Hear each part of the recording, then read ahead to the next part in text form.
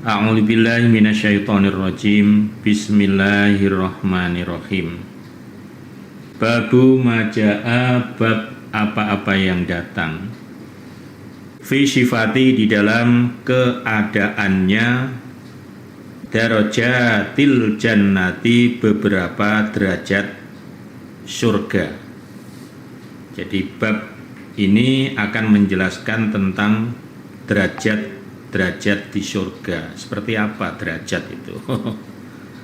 Derajat itu kan hampir sama kayak kelas gitu ya, kelas, tingkatan. Hadatsana Abbasun al-Ambari, hadatsana Yazid bin Harun, akhbarana Israil an Muhammad ibni Juhadah an Ata'in an Abi Hurairah qala, berkata Abi Hurairah, qala bersabda Rasulullah sallallahu alaihi wasallam, fil jannati, di dalam surga, mi'atu 100 darajatin, derajat. Jadi di surga itu ada tingkatan sampai sebanyak 100 tingkatan atau 100 derajat. Ma apa-apa baina, di antaranya, kuli setiap darajata ini 2 derajat, artinya 2 derajat ya, derajat 1, kedua, 2, ketiga lah ini. Mi'atu amin, perjalanan 100 tahun. Jadi jarak tingginya 100 tahun perjalanan, berarti tinggi. 100 kayak apa tingginya? Ya, tingkatan derajat di surga itu 1, kedua, ketiga itu memang cukup jauh perbedaannya. Bagaimana dengan surga yang paling tinggi, yaitu Firdaus? Masya Allah. Mudah-mudahan kita semuanya bertempat di surga yang paling tinggi derajatnya, eksklusif. Amin ya robbal alamin. Dan kalau bapak-bapak ngobrol bercanda itu, nah, dia bilang di surga itu nggak ada yang ngerokok. Udahlah, yang penting masuk surga biar paling bawah nggak apa-apa, yang penting boleh ngerokok. Surga kelas ekonomi. Kalau kelas ekonomi itu biasanya kan bebas ngerokok lah. Emangnya dikira ekonomi di dunia itu. Berikutnya babun, ini bab fi sifati, di dalam keadaannya nisa'i, wanita ahlil jannati, ahli surga. Nah, berikutnya ini akan membahas tentang keadaan wanita ahli surga. Nah, kepriben ini ya. Wanita ahli surga. Nah, apa seperti wanita di dunia ini atau bagaimana? Nah, ini kita lihat hadisnya. Hadatsana Abdullah bin Abdurrahman, hadatsana Farwatu bin Abil Malra, akhbarana Ubaidah bin Humaidin an Atha ibni Sa'ib an Amr bin Maimunin an Abdullah bin Mas'udin an Nabi, dari Nabi sallallahu alaihi wasallam, qala, bersabda Nabi, innal mar'ata, sesungguhnya seorang wanita, min nisa'i, dari wanita ahlil jannati, ahli surga. Ini oleh Nabi diceritakan, sesungguhnya wanita dari wanita ahli surga, bukan wanita dunia ya, hanya bidadari. Layuron, niscaya dilihat, apa bayadhu, putihnya, sakiha, betisnya wanita. Masya Allah, bidadari dunia saja kadang orang lihat betisnya tersingkap pakaiannya, ser. Nah, ini Masya Allah. Min waroi, dari luarnya, sab'ina, 70 khullatan, lapis, maksudnya 70 lapis pakaian. Jadi bidadari itu pakaiannya sampai 70 lapis. Hatta yuro, sehingga dilihat, mukhuha, sumsumnya wanita. Sumsum kan ada di dalam tulang. Biasanya kalau namanya sumsum itu ya nggak tampak, namanya di dalam tulang. Udah di dalam tulang, dibungkus dengan daging. Nah, tapi bidadari surga beda, karena saking bersihnya, sampai-sampai sumsumnya yang di dalam tulang dibungkus lagi dengan daging, itu tampak itu. Wah, napa mboten medeni to, Pak? Jangan kebayangin kayak hantu, bukan. Ini artinya betapa bersihnya, mulusnya wanita di surga itu, Masya Allah. Nggak ada sedikit pun cacat, goresan, bekas luka, nggak ada. Betul-betul mulus, bersih. Wadzalika, dan demikian itu, bi Allah, sebab sesungguhnya Allah yaqulu, telah berfirman. Siapa Allah? Demikian itu sesuai dengan firman Allah, ka'annahunnal yaqutu wal marjan.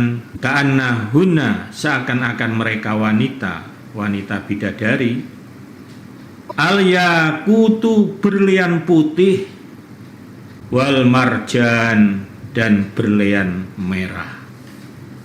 Allah menyebutkan bahwa wanita di surga, bidadari di surga itu seperti berlian, baik itu berlian putih, berlian merah, Masya Allah.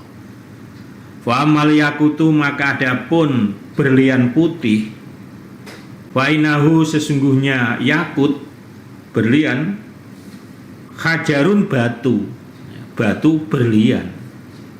Lau adkhalta, seandainya memasukkan kamu fihi, di dalam batu berlian, silkan, pada benang, thumas tasfaitahu, kemudian menarik atau menggerakkan kamu pada benang, lauritahu, niscaya diperlihatkan engkau pada benang, min waroihi, dari luarnya batu. Kemudian Nabi menggambarkan, tadi kan oleh Allah disebutkan bahwa wanita-wanita di surga itu seperti berlian merah, berlian putih. Kemudian Nabi membuat contoh, umpama kamu memasukkan benang ke dalam batu berlian, lalu kamu gerakkan, kamu tarik itu benang, seolah-olah benang itu ada di luarnya batu, padahal di dalamnya batu berlian. Itu karena tembus pandang, namanya batu berlian begitu, Masya Allah. Jadi batu berlian itu kita taruh di depan wajah kita, kita lihat di baliknya itu kelihatan kayak nggak ada apa-apa. Itu karena saking beningnya, karena saking, aduh susah ngomongnya. Itulah, maka tadi kenapa Nabi mengatakan bahwa wanita di surga itu memakai pakaian 70 lapis, sementara itu sumsumnya di dalam tulang itu masih tampak. Karena tadi digambarkan seperti berlian, walaupun dilapisi berapa saja tetap tampak. Nah itu, subhanallah. Inilah Bapak Ibu, terutama ibu-ibu nih, penjenengan yang sekarang tekun ibadah, lancar beribadah, ini calon ratunya bidadari, ratunya bahkan bukan bidadarinya, calon ratu bidadari. Harus bangga ini, walaupun sekarang kulitnya nggak mulus-mulus banget misalnya. Tapi dengan kita tetap di dalam keimanan atau hidayah ini, nanti kita akan menjadi ratunya bidadari, dan kulit kita akan berubah seperti yang tadi dijelaskan, mulus, bersih, bening, kinclong, apalagi. Masya Allah ya. Mudah-mudahan kita semuanya ditetapkan dalam iman sampai husnul khotimah. Amin ya robbal alamin. Hadatsana Sufyan ibnu Waqi' hadatsana Abi an Fudail ibni Marzukin an Atiyata an Nabi Sa'id anin Nabi sallallahu alaihi wasallam qala, bersabda Nabi, inna awwala zumratin, sesungguhnya pertama kalinya golongan yadkhuluna yang masuk mereka al jannata pada surga yaumal kiamati di hari kiamat, yaitu dhau'u wujuhihim, dhau'u sinarnya, wujuhihim wajah-wajah mereka, golongan yang pertama masuk surga itu, ala mithli atas semisalnya, dhau'il qamari sinarnya rembulan, lailatal badri di malam purnama. Nabi menjelaskan sesungguhnya golongan yang pertama, nah ini maksudnya golongan para nabi, di mana mereka masuk surga besok di hari kiamat, sinar wajah mereka seperti sinarnya rembulan di malam purnama. Hanya bersinar semua, nggak ada yang gelap, nggak ada yang cemberut, nggak ada yang semua wajahnya ceria. Wazumratu tsaniyah, wazumratu dan adapun golongan atsaniyatu yang kedua, golongan kedua ini adalah wahum asyuhada wassolihin, orang-orang yang para syuhada, orang yang mati syahid, dan para solihin, orang-orang yang soleh lain. Ini golongan kedua. Jadi gelombang pertama para nabi, gelombang kedua para syuhada. Ala mithli atas semisal, ahsani bagusnya, kaukabin bintang, duriyin yang bersinar, fissamai di langit. Sedangkan golongan yang kedua, rombongan yang kedua, yaitu para syuhada, para sholihin, mereka digambarkan seperti bagusnya bintang yang bersinar di langit. Artinya ya ceria juga, ya bersinar. Likuli rajulin, kemudian bagi setiap orang laki-laki yang masuk surga tadi, ini termasuk orang-orang iman yang umum ya.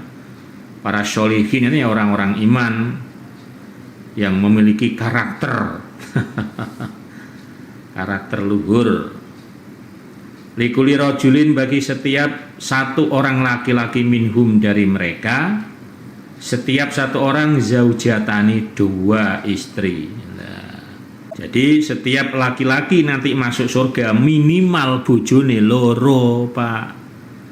Wah, Pak Ustadz, saya satu aja. Nggak bisa. Nggak ada di surga bojone siji itu.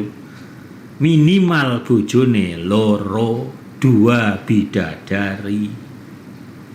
Jangan ngebayang keadaan sekarang, nanti di surga beda sudah keadaannya. Ala kulli zaujatin, pada setiap istri, sab'una 70 khulatan, lapis, maksudnya pelapis pakaian. Ya tadi bidadari itu, dua bidadari, Masya Allah. Ya yura, dilihat apa muhu sumsum, sakiha betisnya bidadari, min waroiha dari luarnya, betis. Nah, seperti di luar betis, padahal di dalam tulang sumsumnya itu, seolah-olah di luar. Nah, ya kayak tadi berlian, batu dimasukkan ke tengah-tengah batu, seolah-olah benang itu di luar batu. Nah, itu juga begitu, bidadari kan digambarkan seperti berlian, nah, sehingga tampak semuanya. Masya Allah. Yes. Jadi bapak-bapak sekalian, terutama ini bapak, pak, ya, semangat ibadahnya. Orang mau dikasih dua bidadari kok nggak semangat itu. Ya, Lah ibu pripun Pak? Nah, ibunya tadi jadi ratunya. Jadi kalau sekarang suami istri ya nanti tetap menjadi suami istri pasangan di surga. Cuman kondisinya berbeda. Tadi ya. Ditambah lagi bidadari. Bahkan ada di surga itu sampai 70. Ada yang sampai istrinya 2.500. Weleh. Ya. Kita jangan menyamakan kondisi dunia, karena nanti di surga itu oleh Allah semuanya dikasih keutamaan, dikasih kekuatan, dikasih kelebihan ya, yang mana tidak diberikan ketika di dunia ya. Makanya sementara sekarang ya wis nerimo ing pandum. Ibu-ibu ya nggak usah terlalu nuntut banyak kepada suaminya. Suami juga begitu. Jadinya kalau ada kurang lebihnya dari suami maupun istri, ya udahlah diterima apa adanya. Pol-polnya nanti kalau pengen yang lebih baik, lebih hot, lebih sempurna, nanti di surga. Oke? Alhamdulillah. Pokoknya semangat barokah. Nah, demikian Bapak Ibu para jamaah semuanya, lanjutan pengajian Al-Hadis Sifatil Jannah wan Nar. Ya, semoga bisa menambah semangat kita untuk ibadah. Jadi dengan cerita-cerita surga ini memang tujuannya untuk memberikan semangat bagi kita. Ya, dengan surga itu istilahnya diiming-iming surga. Jadi harus semangat. Nah, itu sehingga ibadahnya harus semangat. Jangan hanya pengen surganya, hanya pengen surga tapi malas ibadah. Ya ora iso begitu itu. Ya harus diimbangi. Saya pengen masuk surga, saya pengen punya bidadari, berarti saya harus semangat ibadahnya. Nah, begitu.